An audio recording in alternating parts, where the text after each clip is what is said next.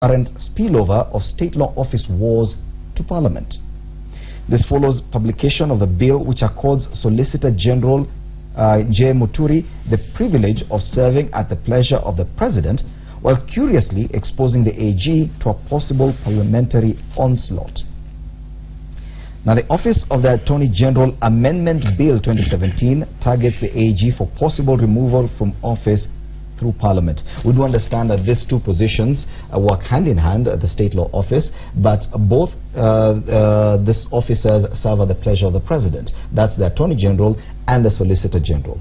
Now, according to this bill, this amendment to this bill, it could actually see Solicitor General continue to serve at the pleasure of the President, but the AG will still serve at the pleasure of the President, but still be subject to an onslaught by Parliament, meaning that Parliament can actually engineer his removal from office. Now, this is very political. People are reading, saying one of these two gentlemen who currently serve in these positions is closer to the powers that be than the other. I don't know, Bonabarak Munduka, probably you would understand this better. No, I don't. Fortunately, we have got legislators here. And number one is because I believe that the Attorney General or the AG's office is involved in the process of preparation of these bills that come to Parliament, and I would expect that he would appropriately intervene and advise them about such a bill. But I've also had occasion to see that the Attorney General has on a number of occasions said, I don't know how this particular bill got into Parliament. So it is possible that there is a backdoor through which some of these bills eventually find their way to Parliament, and when they get there, there is what we have been told is a tyranny of numbers. Numbers that don't think, numbers that don't reason, numbers that wait for instructions from above, from the executive. And if they are told that we want you to make this law, then that law will see daylight. It's very unfortunate that laws which should be made for posterity are made to target specific individuals for political convenience of the day. That this kind of expediency should never rule the minds of legislators in a house that regards itself to be an august house. And I say that in the comfort of these two legislators here. We do hope that they will do the needful, and they will help. I know you are not the whips, but you will help to influence other right-thinking legislators to reject this kind of shenanigans. But I can, of course, if you could help us and the audience understand what really the difference is in terms of the roles played by the Attorney General and the Solicitor General, even in terms of processing bills that emanate from government and come through the National Assembly. First, the news report that we're just looking at doesn't say who's brought the bill. Yes. The bill could have come through another private member's suggestion. Yes. It could have come through Justice Committee by its own origination. But I think the bill, what is wrong with it, as Barak has said, is we want laws for posterity, not for circumstances and for individuals. This law is terrible, or this proposed amendment is terrible in the sense that it seems to be targeting the current AG alone. If it was to be a consistent and a genuine and well thought out law, the amendment would be that all of them should be held to parliamentary oversight and possibility of removal. But by selectively going for the senior one and leaving his junior is elevating the junior. So it tells you there's something going on in there. That's embarrassing to me, because if somebody within the power structure doesn't want to give him Muigai, just call him aside and ask him to resign. You don't have to misuse Parliament to come up with a law and then embarrass and humiliate him. He has served for a long time. Given Muigai is very qualified, he's a brilliant intellect. I disagree with him on many arguments, but you must concede when you're debating and engaging him, he is coming from a place of serious, he brings a serious intellectual armory to any debate to fight. Look at the ICC cases. He was not, some PR zoom person running around. He was a substantial person at the court, going toe-to-toe with those judges, advancing the Kenyan position, almost making it as if this were a Kenyan case, which we were told the ICC were a private case. But he wiggled in there and did a stellar job. Nowhere ever did we see J.M. Muturi there. So I think in terms of knowing a brilliant, serious person, a scholar, a teacher of legal practice, someone who's contributed to jurisprudence, if you don't want to give him a guide, ask him to leave honorably, to go back to the Faculty of Law at the University of Nairobi, to go to international organizations, to go back to his practice, but don't embarrass and humiliate him by using Parliament to come up with a cheap amendment like this. If this amendment is genuine, it should be consistent. It should say both of them need to be subject to the same process. But I smell something fishy, and that's it. And it's not the first time. Remember, Gideon Muigai is the one who, not only at the ICC, which disagree or agree with him, he will say he did a great job for his clients as he saw it and succeeded. We never saw J.M. Muturi speak in that court at all. It just tells you their caliber and standing. But number two is when you go to the universal peer reviews, Kenya's human rights records, whether it's the African Commission in Banjul, whether it's at the UN Human Rights Commission in New York or in Geneva, it is him who has to go and make the case for Kenya's human rights case. And where are the gaps and what steps are being taken to mitigate. When Kenya is told, here is 130 recommendations of what you need to do, he is the one to decide which 30. Give them a guide and tell these nations, we reject these 25 recommendations. We promise you we will undertake to implement the following 90 within the next 5 years. And sometimes he gives the government legal advice and the government doesn't take it. Even state corporations, you see these parastatals, he tells them, don't make that deal. Don't sign that contract. We're talking about the doctors and the CBA. Who should sign a CBA with the doctors? What are its contents? What is the problem? When Gideon Muigai gives the advice and it's neglected and some junior officer signs the CBA and it brings complications, the governors say, we don't recognize. It brings legal complications and we lose cases, and the government pays a lot of money when they should have listened to him. Yes, well said, but we still don't understand what exactly is the difference between these two offices, and why should we even be worried that one of them is being seen as a junior to the other, or probably that they're even fighting? Well, it may not have anything to do with the division of labor between the two offices. It is to do with the power struggle. At times when the system is a bit comfortable, they look for problems among themselves. But I would want to caution whoever is, if it's within the system, whoever is advanced in this particular bill, that some of the moves like that may actually consume the sponsor of that bill.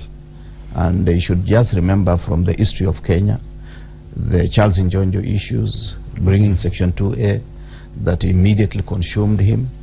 And also remember that one man in history called Guillotine was consumed by his own technology. So be wary of some of these moves, and to echo what Barack said at the beginning, let us not create laws targeting individuals. This is a country that needs to learn from the past and also focus on posterity. Yes, of course it's being claimed that one of these gentlemen serving in the two positions is closer to the powers that be. That means the tyranny of numbers could actually come to play out in Parliament. We could actually see this pass if at all it's true that the powers that be could actually be promoting one against the other. I think I've not seen the bill myself, but reacting from what I'm hearing or I'm reading from newspapers is that I don't find it to be an appropriate bill, because number one, those two offices are actually, one is they're in the same department, one is just senior to the other one. Both of them are subjected to parliamentary oversight. So if it's a question of parliamentary participation, Parliament is already participating in oversighting what they are doing. The other thing is that if you have to subject, in my own opinion, before I get there, let me say this, to the spoke to Barack Muruka's issue of tyranny of numbers. Sometimes tyranny of numbers do work, and this one works only if there's a government bill. But if it's a bill where government has no position, and I hope this is one of them, individual members of Parliament can actually ventilate and make vote the way they want to do it. So I'm here to know who is the mover of this bill. If it's government, that's another issue. Is individual? If it's government, it doesn't mean you'll be forced into a corner. Sometimes government hides behind individuals. The case of elephants hiding behind rats. Yes. It happens. So what I'm saying is that if it's a private member's bill, then you shall deal with it you will still be told. No. We had a private members bill. Let me say this because let me say this. No, wait a minute. We had a private members bill, which was supposed to impeach a certain cabinet minister, and government got completely involved in these matters. Which minister is that? The former CS of devolution. Okay, let me say it. But I'm not finished. Back to what you're saying. Because what I'm saying is that every bill is normally subjected to public participation. So I imagine a bill like this will get input from the professionals in the legal sector, that's the Law Society of Kenya and so forth. But my take on this is, I would rather have the Solicitor General being subjected to this than the AG, or both of them. Yes. Because you cannot expose the AG to, you cannot make him more vulnerable than his juniors, because it means you not to perform. And as my colleagues have said, is that I know. Do you believe any of them should actually be subject to Parliament? I don't know the basis of this, because I think so far Parliament, the legal department, the legal committee, JLAC, is doing an excellent job in terms of what? Yes, oversight. So anything else, if there's a problem with AG, they can bring the issue to Parliament, we can discuss it. And just can I mention briefly, in the old system, and it goes to the point I was saying about what do we need to amend, the AG was an ex officio member of Parliament by virtue of his position. Exactly. We could have a cabinet that is hybrid model, some members of Parliament who are elected politicians who start in the ground, the AG is one of them, and some MPs who are appointed cabinet secretaries and who therefore become MPs by virtue of their office. Maybe they can't vote. We have like nominated senators who can't vote on county specific issues, but they serve in the Senate and contribute on all other issues. So I think we need to really think through this carefully and make sure that we can hold these people accountable. And this is where one of those places where now you don't just call the AG. Rarely do we ever call the Solicitor General. When you want to engage the state law office, it is the AG who has to respond. Even if there's a question about the Solicitor General, it has to go through the AG, who is the senior in that department. So I think we need to really again bring a way to engage with these people. It touches on a discussion we had mentioned earlier, but I still think the Mugai is an asset to the government if he's listened to. And the headline we're looking at, of course, is on page 11 of the Standard. Bill targets AG for removal of office. Once again, the Office of the Attorney General Amendment Bill of 2017 targets the AG for possible removal from office through Parliament. Although Section 12 of the Act lumps the two offices together as enjoying presidential privilege, the proposed changes only target the AG under the pretext of safeguarding the National Assembly's role in reviewing the conduct of state officers. But it doesn't do the same for the Solicitor General. I just want to say that it would be unfortunate if the bill is targeting at one person. Yes. Because anything we do in Parliament must be able to satisfy external validity. They could serve this government and other governments in the future. But if you do a bill to focus on one person, it's very bad. The issue also of power politics comes in. It's also unfortunate if somebody is trying to use Parliament to achieve some certain objectives. What we should do as Parliament is look at this bill, if it ever appears in the order paper before August, and discuss it objectively with the interest of the nation at heart. Okay. Let's now take a look at politics and what has been going on since last week. Of course, we are in week 2 of the mass voter registration exercise that goes on until mid-February. The numbers are looking bad. Yes, the numbers are looking bad. As at by the end of Saturday, only 700,000 people, new voters had registered with IEBC against a weekly target of 1.4 million. Remember, IEBC is hoping to get 6 million new voters. Yesterday, the new commissioners twice postponed a press briefing to actually give us an update on the numbers as exercise progresses, but eventually they just did not show up. Yes, we do understand that some of the reasons for them not showing up for the press briefing was that the numbers are a bit worrying. Yes, and politics plays into this, because if the commissioners come and give numbers that particular people are not happy with, it could also be a problem. If you're told that probably the region you come from, the numbers are even poorer than the other region, of course that plays out. Do you think we should be worried at this time? We already do have voters. As Senator Boni Halwale reminded us, we do not have a shortage of voters. We already have 15 million of them. Why are we so concerned about new ones? You know, the world must laugh at us Because I've never seen this kind of thing happen anywhere else, and I think it was Mheshimiwa Okoth here who said that we have got doctors on strike, we have got famine, drought, and they are not emergencies. But when it comes to registration of voters, it is suddenly an emergency. You see people all over the place, trundling all over the place, courting political power. And you start wondering what this whole thing is in aid of. These people whom we are talking about, that we are targeting, they live in this country, perhaps, if they have not migrated to go elsewhere. And that is also a possibility. Anyway, they live in this country, they understand the democratic process and institutions in this country, they know about elections and elections cycles. If they elect not to register to vote, that is a democratic choice. That there are questions of conscience, there are questions of association. If you don't believe in the system, if you do not believe in the processes, if you do not believe in the managers, if you do not believe in the candidates on offer, you can decide that you don't want to register as a voter. And that is a democratic right. I don't see why we should stop the business of government, business of state, that president is all over the place employing state facilities in not just campaigning for people to register as voters, but also campaigning for himself, that chiefs are being mobilized. They're being told suddenly, as if there's a crisis, that identity cards are going to cure Ebola, that you must go out and hand these identity cards to the individuals and make sure that they are registering as voters. Suppose they registered and voted against you. Do you think we should be worried about the low numbers? The first thing is to say one quick thing. Barack has been very provocative, but one thing that I like is that order by the president that all chiefs should get out of their offices and go make sure the ID cards have reached their owners.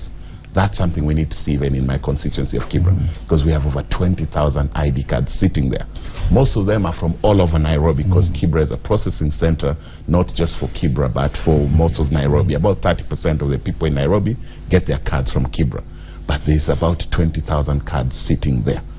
And we need those cards to enter into the hands of these young people. What are they an ID card, yes, because an ID card is for your economic inclusion. Remember, now we are all banking on M-Pesa. You cannot open an M-Pesa account and be a known customer to M-Pesa without an ID card. But you cannot go and get a job.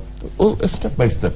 Step by step, we will tell you how we're going to empower people. But the first thing is excluding them and making them stateless is an absolute disaster. You deny a Kenyan an ID, you have made them stateless. You have denied them so many things. Police can arrest them arbitrarily still for walking around without an ID.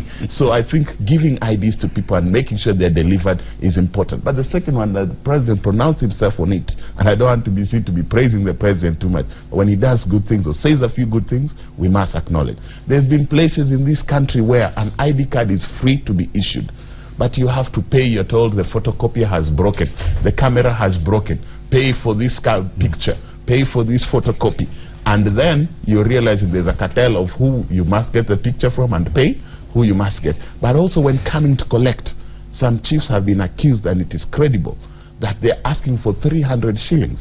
Whether it's Narok, Kajiado, Nairobi, 300 shillings. And in a place like Kibra, where I work, you might find that people who are in a hurry from Parklands or wherever else it is, will pay even 1,000 or 2,000 to get their documents hurried up and processed in a hurry. So IDs can be processed even with 3 to 7 days for the people who pay a premium service. Well, then let us make it legitimate and say it takes 1 month to process an ID, if you want it but if you want it within 1 week, you pay officially 1,000 bob to the government and you get an official receipt. But I'm happy that the president has pronounced himself and said even in 3, because in my constituency it is a very risky thing that so many young people are disenfranchised. You take away their citizenship and power to participate and exercise their political right, forget about economic inclusion, and you tell them if they want to vote. How will they vote when they don't have an ID to register as a voter? They don't have a passport. It costs 5,000 shillings to get a passport. They don't have it, so they can't register as voter. When the vote comes close and you have more people who are more than the spoilt votes, or more than some of the third-party candidates who didn't vote because they were denied the right to vote. You're courting a very serious problem. Yes. I've disenchanted people who can say, we don't care, the system has left us out, let us ruin it from outside. IBC doesn't look likely to meet its 6 million target. Should we consider that a crisis? Well, it is, or it may not be, but most important is when you talk of 3 million IDs lying somewhere, and we said this last week, there are a number of reasons. Some of them, their pictures are defaced. Some of them, their names are not proper. So people go checking, and they realize that, okay, my name is not properly spelled. They are told, come again, and we'll be able to correct that. And it may take a long process. So we need to do an audit of these IDs that are lying, like the ones Mheshimiwa has talked about in Kibra. Are they genuinely lying there just because people refuse to go and pick the IDs? Because I know every Kenyan treasures that item called an ID. So I don't know why Kenyans have decided, I will take all the time to be photographed, to go through the process, fill the forms. Then when it is the ID is ready, I'm not going to pick. So that is one fundamental issue. The second issue is what I said last week, and I'm happy some of the counties are already responding.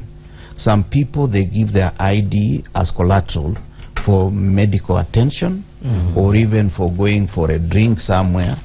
And some of the people who are not registering may still be waiting for their IDs from the hospitals or from the Mama Bima or somebody like that.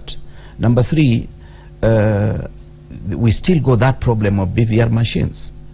They are talking of 7,000, or call it 8,000, and we have more than 20,000 or 20,000 polling stations. If they don't have them in inadequate numbers now, when it's going to take a whole month to be distributed all over, how about on the polling day? We want also to understand, on the polling day, are we going to have enough machines before they break down, or are we just going to have this kind of problem when it comes to the voting day? Yes, and the headline here from Kirinyaga, and Boranjogu Barua, you know, you come from that area, and a man is giving registered voters 2 kilograms of grain as a just to pick votes. But also in Kirinyaga, there's a cleric who's denying faithful Holy Communion for failing to register. Are we as a country going overboard in terms of getting these new voters to list? Surely we already have 15 million. If they refuse to list, 15 million are enough to make a decision and elect a president or any other person. I think it's important. It could be important and ideal if every citizen of Kenya who is over 18 gets a voter's card, because by so doing they will be able to make a decision on the type of leadership they get after the general election. Instead of complaining all the time, we have got bad leaders, but they themselves, Kenyan citizens, did not go and vote. I would also like to say that we need to, through our actions over time, as leaders, trying to entrench the feeling of patriotism among the citizens. So when the time comes for taking the IDs, they'll be able to do it on their own because they love their country.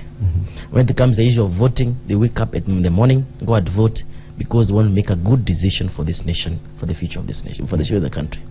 But the way it's happened, the heading you have read, to me, is quite shocking, especially if it's coming from Kirinyaga. After this show, I'm going to my constituency and my county. Yes, where I'll be for that. Well, no, not exactly that. I think Barack always jump before the gun. I'm going to be hosting the president, who is coming to Kirinyaga today. Yes. And he's coming to investigate. I know that guy. You know the guy who's denying people back on the place. He's Bishop. I know this Bishop. He's called Bishop General. He doesn't give Holy Communion anyway. But I'm going to host the president who is visiting the county, first and foremost the head of state, to visit and see how we are doing. Look at the development projects. Like you can go to Kisumu and Kibra, do the same. Is it going to launch a CDF project? No, it's not. No. He doesn't do that. In my county, we do it ourselves. And he's also going to tell people to wake up and vote. Yes. And they take the voter's card. Yes. But you see, when the president asks people to take ID cards and voter's card, either from Kenya or from Kibra or from Gishogo, he's talking the nation. He's not telling people of Gishogo, take the votes, I can vote for me. He's just telling the nation. And he should do that also from Emanyuria. Yeah, he's coming to Emanyuria soon. You know, I'm the presidential campaign team. He's coming. That team was disbanded. Just a minute. Let me tell you, it was just expanded. It was expanded, yeah. So what I'm saying, you finally got in. Let's not get there.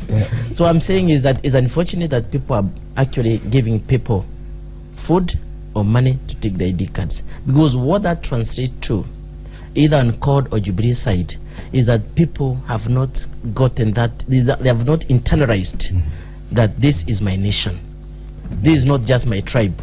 I need to do this so that my country can be better. So what you should do in future, maybe after the general election and so forth, is try to build the spirit of nationalhood, such that people will be able to do anything they do for the benefit of the nation. I say it again. Another thing is that there's an issue which is actually disturbing me right here, because we have a tendency for some of these senior politicians to self-preserve themselves. When you look at my friend Ken Okoth, he is a very fine politician. In fact, he's just one of the topmost in terms of CDF. He has been doing very well. He's been rated number 1, number 2 at the time. And when you look at these are the type of people, and I'm not in CORD, but he's my friend, professionally and otherwise. These are the type of parliamentarians we should be able to support so that they can take the country forward. Either they're in CORD or Jubilee, whatever it is, they are good with their informed and the objective. But when you look somewhere like Raila Odinga, trying to have a manual backup in Kibera, like for example, what does that mean? What does that mean? The manual backup is like this: the daughter of Raila Odinga is declaring interest in Kibera seat. I told him. And Barack here told Ken. Told you. But there I see it, and I hope 3 years ago. I hope that is something we need to talk about. Yes, yes. And we will do that after the break, because yes, we do understand Rosemary Odinga has declared interest, and that complicates matters for you in Kibra. We'll discuss that. Yes, we'll discuss that after this short break. I'll give you an opportunity to continue, as well as discuss other headlines. Why Kalonzo wants Raila to quit the big race. Why DP Ruto is being barred by protesters from entering Bungoma, and of course Jubilee, after disbanding the presidential campaign team, is now talking about how they're going to preside over fair party nominations. Remember, viewers, that you can text us on 22422. We could sample some of your views on text. As we continue with this conversation, you can also tweet us at Citizen TV Kenya. My Twitter handle is at Fred Indimuli. Of course, Bwana Ken Okoth is also very active on Twitter at Okoth Kenneth. The other gentlemen, I think they're still on Gmail, but no, Hotmail. Public returns in a short while.